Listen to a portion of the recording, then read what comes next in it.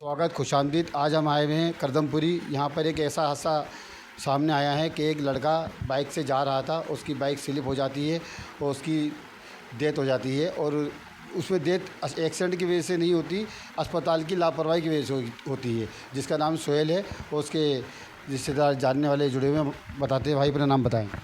मेरा नाम बबलू है। आप सोहेल के कौन थे? मैं सुहेल का एक किस्म से मामा ही लगता हूँ, क्यों मेरे भांजे का वो फ्रेंड है और जितना मेरे लिए मेरा भांजा है इतना ही वो है, और वो भी मुझे मामा ही कहता था। किस तरीके से ये एक्सीडेंट हुआ और किस तरीके से ये मतलब कि जो है किस जगह की बात है? ये वेलकम फ्लाईओवर की बात है। वेलकम मेट्रो के पास जो फ्लाईओवर है वहाँ पे ये लोग घर के लिए निकले थे। सुहेल को घर जाना था और सोहेल मतलब जिसकी डेथ हो गई? जी जी जिनकी डेथ हो गई है उन्हें घर जाना। साथ में कौन था? ये मेरा भांजा था साहिब, और वो इन्हें यहाँ करदमपुरी वेलकम से छोड़ने आ रहे थे। और इन्हें ये जैसे फ्लाईओवर पे चढ़े, पीछे से एक कार वाला आया स्पीड में, इन्हें ओवरटेक करता हुआ निकला, जिसकी वजह से ये होपलेस हो गए। इनकी गाड़ी स्लिप हो गई। स्लिप होने के बाद में ये दोनों गिर गए। वहाँ पे किसी अनजान व्यक्ति ने इन्हें कॉल करी 100 नंबर पे। 100 नंबर पुलिस आई और इन्हें उठा के उन्होंने जग प्रवेश चंद्र हॉस्पिटल पहुंचाया।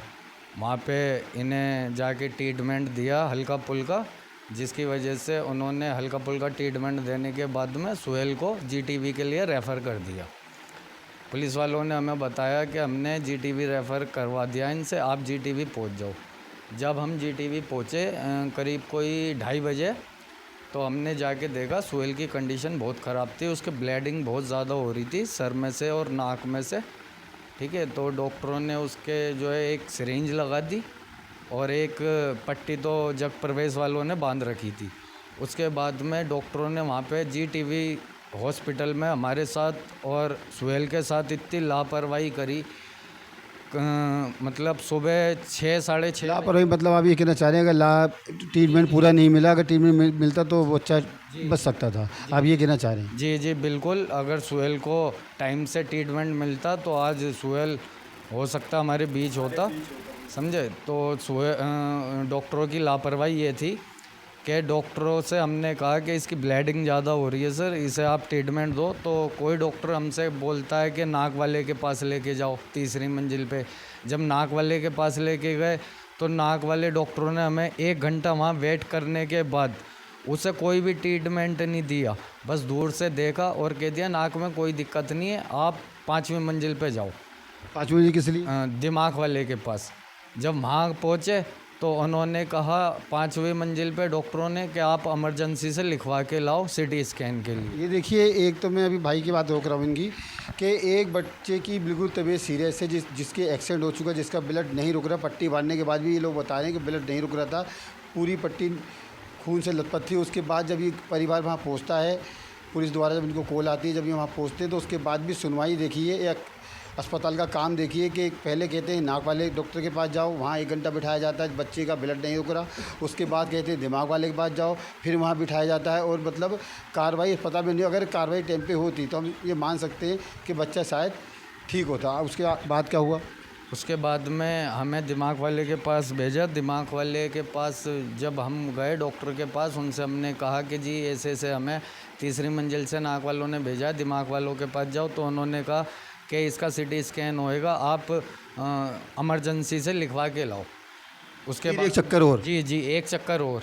फिर उसके बाद हम इमरजेंसी गए, तो इमरजेंसी में उन्होंने हमें लिख के दे दिया कि इसका सिटी स्कैन करवाओ। फिर हम उसका सिटी स्कैन करवाने गए। उसका सिटी स्कैन करवा के हम निकले तो डॉक्टर बोले कि 2 घंटे बाद इसकी रिपोर्ट आएगी, उसके बाद हम ट्रीटमेंट शुरू करेंगे। ट्रीटमेंट इस बीच में नहीं करा, पर पट्टी वही थी जो जग प्रवेश वाले डॉक्टरों ने मानी, वहाँ उन्होंने हाथ नहीं लगाया, आप ये कहना चाह रहे हैं? जी बिल्कुल, पट्टी वही थी जो जग प्रवेश हॉस्पिटल से करी थी। और सबसे लापरवाही डॉक्टरों की तो डॉक्टरों की, वहाँ के स्टाफ की भी, बोर्ड बॉय की भी। डॉक्टरों ने एक बोर्ड बॉय को पर्चा दिया कि इस सुहेल का एक्सरे करवाओ। 2 घंटे बाद वो आके बोर्ड बॉय डॉक्टर से बोलता है कि इसका एक्सरे हो गया। 2 घंटे बाद? जी 2 घंटे बाद एक्सरा कराया, ऐसे ही बोल दिया? ऐसे ही बोल दिया, उसे ये ही नहीं पता खुद को। एक्सरा डॉक्टर ने बोला बोर्ड बॉय से एक्सरा कराया जाए, वो 2 घंटे बाद आके क्या बोलता है एक्सरा हो चुका है। मगर उस बीच में मैं ये जानना चाह रहा हूँ, लोगों को बताना चाह रहा हूँ कि अस्पताल में कैसे कार्रवाई होती है कि एक्सरा करवाया उसने या ऐसे ही आके बोल दिया कि एक्सरा हो गया। नहीं नहीं, उसने एक्सरा करवाया ही नहीं। अच्छा। उसके बाद में डॉक्टरों से ये बोलता है आन के वार्ड बॉय वहाँ का कि ये एक्सरा हो गया। उसके बाद में हमने वार्ड बॉय से जब हम थोड़ा टाइट हुए, हमने सख्ती पेश करी कि एक्सरा दिखाओ कहाँ हुआ है, तो यूँ कह रहा कि अभी नहीं हुआ। मतलब इस तरीके से कहने लगा कि अभी नहीं। ये अस्पताल की हकीकत है, मैं नहीं बोल रहा। जिनके साथ ये हादसा हुआ, जिनके घर का चिराग बुझा है और एक जो दूसरा बच्चा था वो इनका भांजा है, वो घायल है थोड़ा सा, मतलब अल्लाह का शुक्र वो थोड़ा सा घायल है। और दूसरे बच्चे की सोहेल की जान चलेगी। और साहिब नाम है ना, साहिब जो भी इनका भांजा है वो उसकी छोटी मोटी चोटें आई है। मगर मैं आपसे ये कहना चाहूँगा, ये GTB अस्पताल का हाल है जो इन्होंने खुद झेला और खुद देखा है, इन पे बीती है कि मतलब अस्पताल में ले आते हैं, डॉक्टर बोलता है बोर्ड बॉय से एक्सरा कराया जाए, वो 2 घंटे बाद आता कहता है एक्सरा हो चुका, जिसमें एक्सरा नहीं हुआ। फिर ये झगड़ते, उसके बाद ये सोहेल का जनाजा कब्रिस्तान पहुँच चुके, ये जनाजा जा रहा है। और मैं आपको जो जानकारी मिली है आप लोगों को मैं ये वो बता दूं, सोहेल की फैमिली में 4 भाई बताए जा रहे हैं, जिसमें सोहेल सबसे छोटा था। और वालिद साहब को लकवा की शिकायत हुई है। अभी देखिए अल्लाह किस तरीके से अपने बंदों का इम्तिहान लेता है। और देखिए अब लाश कब्रिस्तान की तरफ जनाजा पहुंच चुका। मैं आपको वेलकम का कब्रिस्तान दिखा दूँ। देखिए कब्रिस्तान के अंदर जनाजा जाते हुए जनाजा कब्रिस्तान में पहुंच चुका। और आखिरी मंजिल हर इंसान की जो होती है, हम जनाजे को लेके पहुंच चुके हैं। ये देखिए आपको गेट दिखा दूँ मैं कब्रिस्तान का वेलकम का। और देखिए कितनी पब्लिक, मैं बार बार वीडियो में कहता हूँ, जो अचानक कोई हादसा होता है तो सबका दिल दहल जाता है और सब परेशान होते हैं। देखिए कितनी पब्लिक है, इसमें रिश्तेदार, यार दोस्त और जो साहिब है उसे तो मान लीजिए इतना सदमा है, वो मतलब बहुत ही उस बच्चे के सामने ये सारी चीज़ें हुई, वो तो बहुत दुखी है। हमने उसके बार कोशिश करी उससे बात करने की, मगर उसकी सोहेल ये दोनों बाइक पे आ रहे थे और फ्लाईओवर पे इनके बराबर से कार निकलती है, जिसकी वजह से इनकी गाड़ी डिसबैलेंस हो जाती है, ये गिर जाते हैं, ये बेहोश हो जाते हैं। गिरते ही कई घंटे पड़े रहते हैं। किसी ने निकलने वाला कोई शख्स इनको बताता है, दिल्ली पुलिस को कॉल करी जाती है और कहा जाता है कि 2 व्यक्ति यहाँ पड़े हैं, वो इनको अस्पताल में ले आते हैं। सारी रिपोर्ट इनको अस्पताल में बताई जाती है और फिर जैसे ही वो घर पे इनके फ़ोन करते हैं, इनको इत्तला दी जाती है कि आपके बच्चे हमें मिले हैं और इस तरीके से एक बाइक है, और उनको आके अस्पताल से मिलने जब प्रवेश लिए जाते हैं तो वहाँ पर जो सोहेल है उसका ब्लड रुक नहीं रहा था, साहिब को होश आ चुका था। और मैं आपको यहाँ पर जो पब्लिक आई हुई उनके जानने वाले सब दिखा दूँ। तो जब साहिब को होश आता है, वो देखता है मेरे दोस्त के ब्लड नहीं रुक रहा, वहाँ से GTB रेफ़र कर दिया जाता है। GTB में जाके जब उनका इलाज की कार्रवाई होती है, मगर वहाँ बद से बदतर सारी लापरवाहियाँ होती हैं सोहेल के साथ। उसको देखा नहीं जाता, कभी कहा जाता है नाक वाले डॉक्टर के पास जाया जाए, कभी कहते हैं दिमाग वाले के डॉक्टर के पास जाए जाए। ये आरोप हम नहीं लगा रहे, साहिब के मामा वहाँ मौजूद थे, साहिब के मामा से हमने बात करी, पूरी जानकारी दी गई हमारे को। साहिब के मामा ने हमसे बात करी, पूरी बात बताई।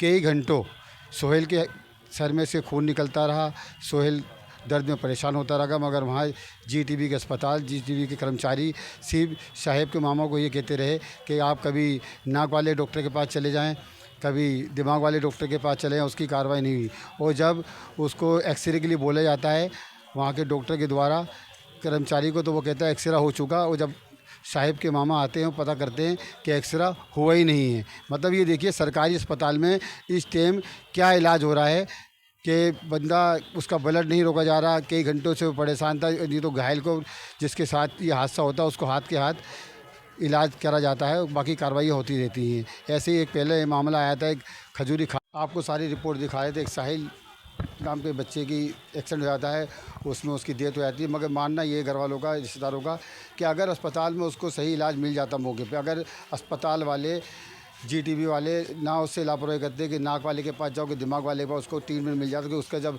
सर पे चोट लगी उसके लगातार ब्लड निकलता रहा, लगातार ब्लड निकलता रहा। जो साहिब उसके साथ दोस्त था उसका, उसने बड़ी कोशिशें करी, अपनी मिन्नतें करी डॉक्टरों से कि इसका ब्लड निकल रहा, किसी तरीके बंद करो। पट्टी बंधी हुई थी, उसके अंदर से ब्लड निकल रहा था, मगर डॉक्टर अस्पताल की इतनी परेशान लापरवाही रही, इतनी लापरवाही रही, उस बच्चे की हाथ एंड में आके मौत हो गई, जान चली गई। देखिए मैंने आपको पूरी रिपोर्ट दिखा दी जी, जैसे कम से कभी होता वैसे दिखा दी, सारी बारीकी से रिपोर्ट दिखा दी। मगर हम एक बार अपने चैनल के माध्यम से फिर उन बच्चों से अपील करना चाहेंगे, बेटे एक तो सबसे पहले अपने घर वालों का कहना मानो। मैं हर वीडियो में ऐसी कोई चीज़ होती है तो बताता हूँ। ऊपर से अगर कभी गाड़ी चलाते हैं, गाड़ी का जो चलाने में जो हेलमेट काम आता है वो पुलिस वालों के डर के मारे ना पहने, अपनी हिफाजत समझ के पहने, और उस हेलमेट को महंगा पहने। नहीं पुलिस वालों की वजह से 100-150 को ले लिया, पुलिस वाले दिख गया तो लगा लिया, नहीं तो फेंक दिया। हेलमेट गाड़ी अगर आप चला रहे हैं, टू व्हीलर चला रहे हैं या ये दोस्ती में चला रहे हैं, तरीके से चला रहे हैं, जब भी मेरा एक अपील है मेरे दिल्ली न्यूज़ के चैनल की और मेरे आसिफ खान की अपील है उन सब नौजवानों से जो उम्र दराज है, कोई भी हो जो हेलमेट यूज़ नहीं करते,